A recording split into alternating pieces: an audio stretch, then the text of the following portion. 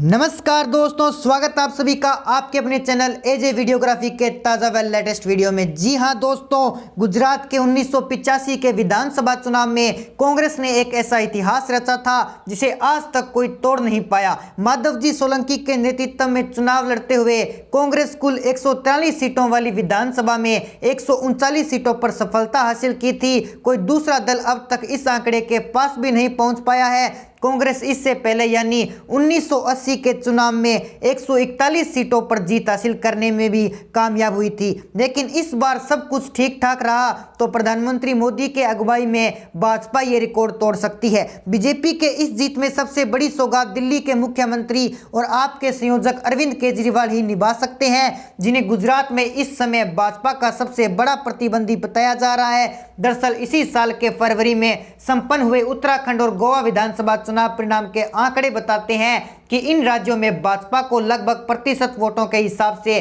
जीत मिली, जितनी अरविंद केजरीवाल की आम आदमी पार्टी ने हासिल की थी।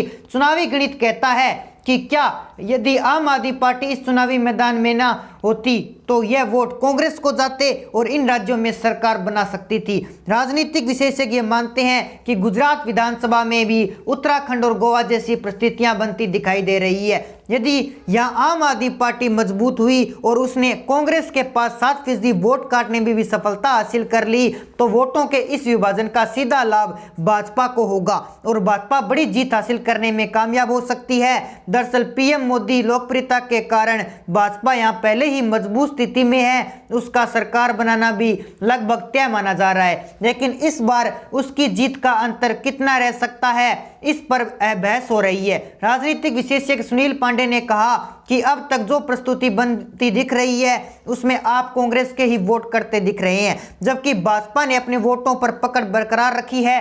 पीएम के कारण गुजराती अस्मिता के नाम पर एक दूसरा बड़ा वोटर वर्ग भी भाजपा के साथ संभव है। केजरीवाल काफी कोशिश करने के बाद भी इस वोटों को तोड़ने में सफल होते दिखाई नहीं पड़ रहे हैं। उन्होंने कहा कि कांग्रेस की कमजोर तैयारियों की चर्चा के बीच गैर भाजपा दलों को वोट देने वाले दाताओं में भी भ्रम की स्थिति दिखाई पड़ती है। यही कारण है कि केजरीवाल कांग्रेस की मतदाताओं को तेजी से अपनी ओर खींचने में कामयाब हो रहे हैं। आप गुजरात में जितनी मजबूत होगी गैर भाजपाई मतदाताओं में उतना ही ज्यादा विभाजन और उसका सीधा लाभ भाजपा को होगा। इसे मोदी का गुजरात में एक नया इतिहास रचने का सपना साकार हो सकता है। बता दें कि 2017 में भाजपा ने विधानसभा चुनाव में लगभग 2 दर्जन से ज्यादा सीटें जीती थी, जिन 83 सीटों पर भाजपा द्वारा का सामना करना पड़ा था उससे 30 से अधिक भाजपा ने वालों की हार का अंतर 2000 से 10,000 वोटों का रहा था। इसमें सौराष्ट्र और दक्षिण गुजरात की सीटें सबसे ज्यादा हैं। यदि इन सीटों पर गैर भाजपा 2 सीटों में विभाजन होता है तो इसका लाभ बीजेपी को होगा। तो दोस्तों, ऐसे में आपकी जो भी राय है आप हमारे कमेंट सेक्शन में जरूर बताएं। साथ ही हमारे चैनल को सब्सक्राइब जरूर कर लीजिए ताकि हमारे नए अपडेट्स आप तक पहुंच सके। जय हिंद, जय भारत।